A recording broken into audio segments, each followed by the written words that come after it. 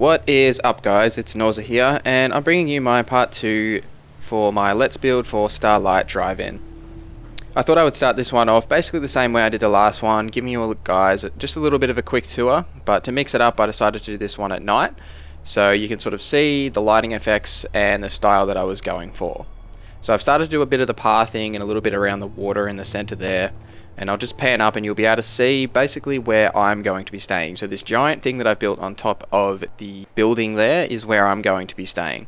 I've done a lot of the interiors like the clinic there and a couple of the other ones, but most of the exteriors haven't been done yet. And this what I'm showing you here is just the garden off to the side, which we will be building today as well. So first off, we're going to build the apartments, which we spoke about in the last video. So I changed these a little bit. What I did is I still have the 2x2 foundations, and I also put a little half block in between them. The reason I did that is because when I first started building these, it just didn't fit properly. I knew that I wanted to have the 2x2 foundations, but I couldn't find a way to make an additional level on top of the first apartment buildings without it looking a bit weird. So what I ended up doing is putting this little half block in between each 2x2 foundation, and then I can build the stairs up like that, and it looks pretty much exactly how I want it to look, and I'm really happy with how this turned out. So I'm just using a lot of the wood stuff to build this. At the time that I did build this, the contraptions and the new Vault Tech DLC wasn't actually out yet, so I basically just stuck with a lot of the wood, and it sort of fits in with a lot of the other aesthetics that I was going for. What I decided to do with the front here is put some prefabs on, just to give it a little bit of depth and so that it sort of sticks out a little bit, but I didn't want to use the same prefab for each one because I want to go for that sort of, I wanted it to be symmetrical, but I didn't want it to be perfect. I didn't want it to look exactly the same all the way. And I do the same at the back. I put some prefabs down here as well. And I do end up having a bit of trouble later on, which you'll see because I'm trying to use prefabs and I've got that little additional corner on the end. Some of it doesn't work out properly, but I do fix it in a little neat way, which I was pretty happy with. Yeah, so as you can see there, I tried to put prefab on, doesn't fit, so I just go with a standard wall.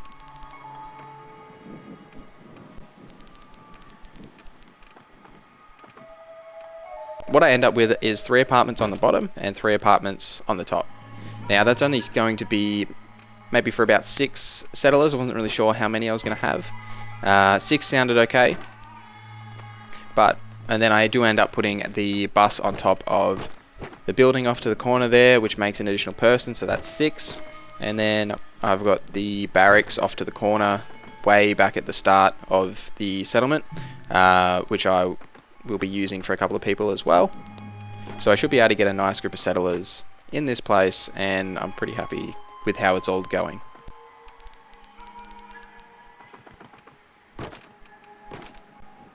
Yeah, so I couldn't put a prefab there because of the weird corner, and this is how I fixed that. So I basically put a put a shack wall down there, and what you can actually do is you can clip a prefab on the back of that. So now there's that little bit of a gap there, as you can see, but it actually fills up. There we go. And I actually really like that. And now with the Vault Tech DLC, there's toilets. So what I was thinking of doing is actually putting a little toilet there.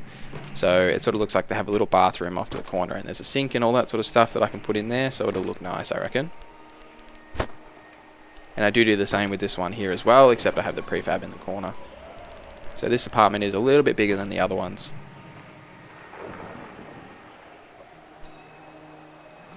And it does start to rain as I was filming that here, so I do apologise that it does get a little bit darker and it might be a little bit hard to see.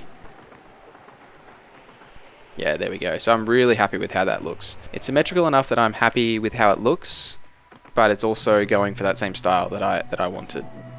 And now we start with the second level here. So I do use some just generic shack walls to basically fill out the outsides there. And then I start building the prefabs all the way across once I put this one down here. I decided to just build the prefab back all the way across this time rather than just do each apartment at a time, just to make it a little bit faster. Yep, and I'll use my little trick there again. If you guys have any tips, tricks, just general information or anything that you want me to do for this build, do let me know in the comments below and I will try and include it in my next video or in the tour video that's coming. If it's a nice idea, I will put it in.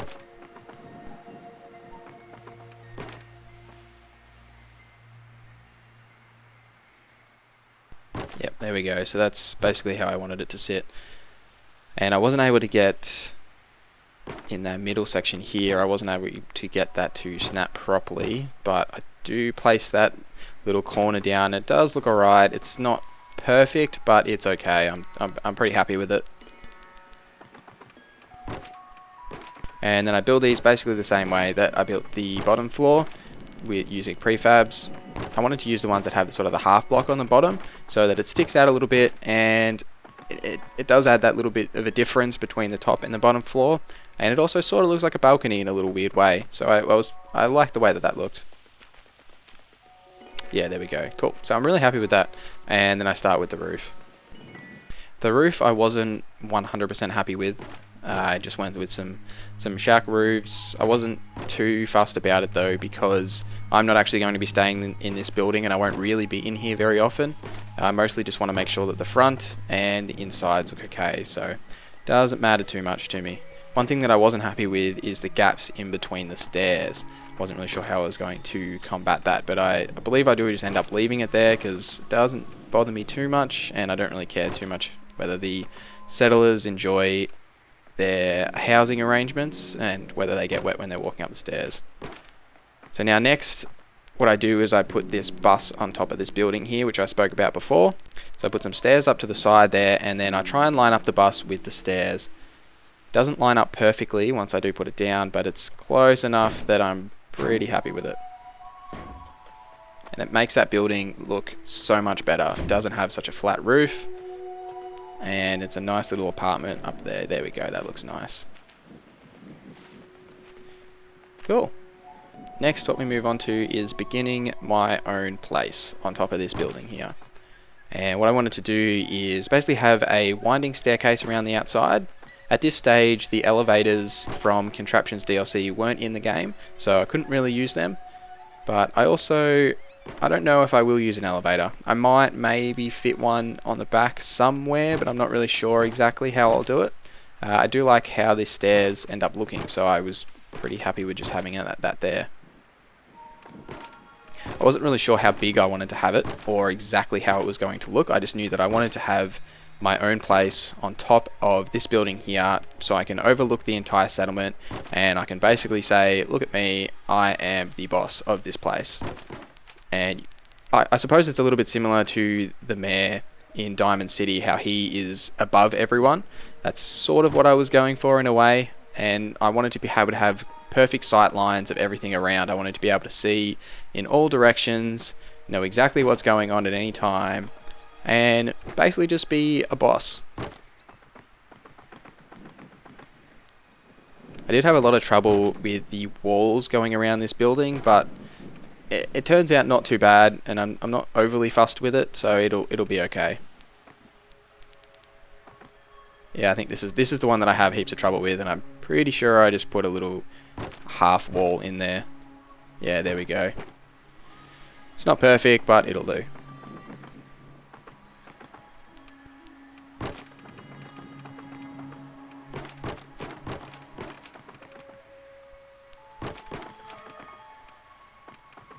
And there we go. So I start building the rest of this. I haven't actually played any of the Vault Tech Workshop DLC yet, so if you guys are enjoying it or you would like me to make a video on it, just let me know in the comments, and I'll put out a video once I have played it of my impressions or anything that you want to see. If you want to see something specific, do let me know and I'll make that happen.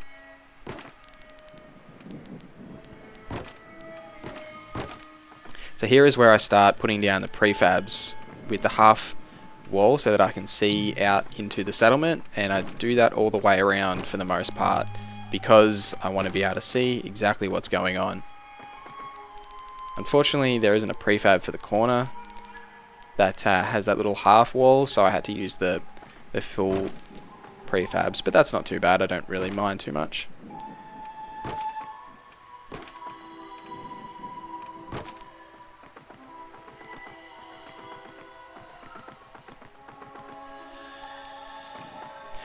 Yeah, I was really unsure how big I wanted it. I didn't know what I was really going to use the space for, but I didn't want to run out. I didn't want to not have enough space because my first settlement that I built was at Sanctuary Hills.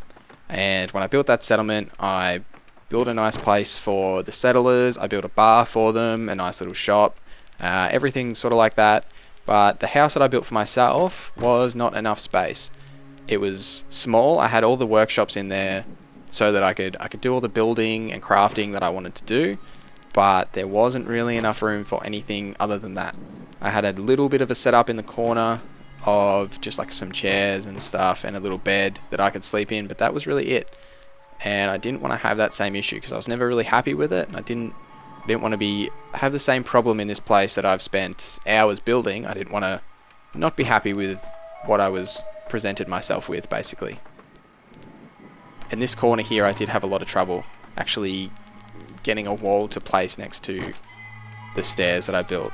I ended up just leaving it for now and finishing up these walls around the outsides. Yeah, there we go. So that's a nice amount of space. I'm pretty happy with how that looks. I go back to having a little bit of look and see if I can do something with this corner. Still not really sure what I was going to do with it. I'm pretty sure I do just leave it there sort of like that, which isn't too bad. I'm not overly impressed with it, but I don't hate it. And then building the roof begins. So I do use the shack upper floors for the majority of my roof. I don't really mind if it has any depth because it's up so high, so no one's really going to be looking from above it. But what I wanted, the reason why I like these shack upper roofs is because they're very solid block. They don't actually have a lot of holes through them, so it doesn't really let a lot of light through, as you can sort of see as I walk through there, and it does look alright. So once I finish the roof, I jump back out so I can sort of have a look at it. And I'm not really happy with how it looks from a distance. It sort of looks like a giant floating UFO. So what I do to combat that is I put these little 2x2 sections underneath it, which I start building here. And what I was hoping it would do is give it a little bit of depth so it doesn't look like a huge vertical structure. And it seems to turn out okay. I'm not too happy with it. I might end up changing it when I do the tour for the end of this series, but it does look okay. Once I've finished doing the decorating, I'll really know how much space I need and whether it's worth it, but it does make it look a little bit better. As you can see when I pan out there, it gives it just that little bit of depth so it doesn't stick out too much. And I also do the other side here as well. And what I try and do a little bit later on is put some concrete pillars down as sort of like supports, just so it doesn't stick out too much, because it does look a bit doesn't look very practical because it sticks out of the side of this building and nothing's really supporting it. So it makes it a little bit more realistic. So I'll pan out a little bit here and you can see what it looks like with these new sections that I've added. It does look alright, and I'll show you what I've done to make it a little bit more realistic. I put some concrete pillars down on this side. It doesn't fit properly on the left side, so I've just left it on the right side for the moment, but it still looks much better than it did before. And now what I'll do is I'll show you the garden that I've built.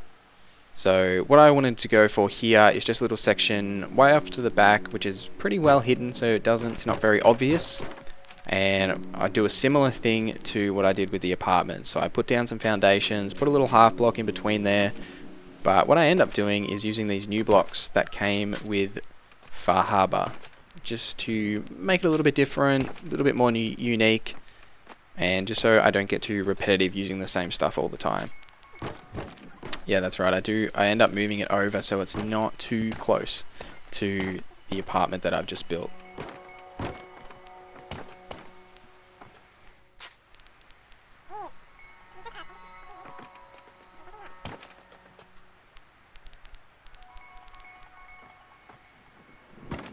And now I start putting the garden plots down, which is an awesome addition that came with Contraptions, I think. I can't remember which DLC these actually came from, but... oh no, I think it was... they actually came from Wasteland Workshop, if I'm remembering correctly, I believe. And they're really nice because it means that you don't have to find a nice plot of ground to actually put plants and stuff onto. I wanted to put these water purifiers at the end here just to sort of give it a little bit nice aesthetic, and looks like they've got little water towers there. I also obviously need water in my settlement or else the settlers won't be happy, but I thought it looked nice with having these at the back here. And I do connect them up with a power pylon, and what I've done off camera is run wires all around that fencing behind this garden that you can see.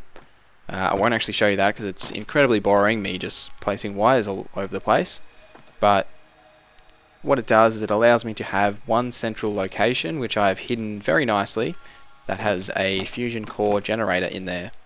And that allows me to run power all the way through my settlement. It also gives me that 100 power that you get from the fusion core. It's much better than putting generators all over the place. Yeah, so there we go. So I sort of liked how that looked. I really did like that. And now I put down all of the plants. I didn't really have much on me at the time, so I just basically went with whatever I had. I had a little bit of mut fruit that I wanted to use because I do like how they look. And I use a lot of different types of fruit and vegetables so that it doesn't look all the same. It looks nice and different, and everyone's growing some different stuff. I do spend a lot of time trying to line up this fruit, but you can still sort of see exactly what I was going for, and I do like how it turned out at the end. And I did run out of mut fruit, but it doesn't look too bad if I just leave the 2 there. Perfect. And there you have it. Part 3 of this series will be the last part, and it will be out sometime next week for you guys. I will also be doing a standalone tour of the entire settlement once it's done, so you can skip ahead to that video and basically get a nice view of everything. If you have any ideas for things that you would like me to change or things that you would like to see in general, please let me know in the comments below and I'll do my best to include them. But until next time guys, please leave a like if you enjoyed this video, follow me on Twitter, the link is in the description, subscribe if you haven't already, thank you for watching, and I will see you in the next video.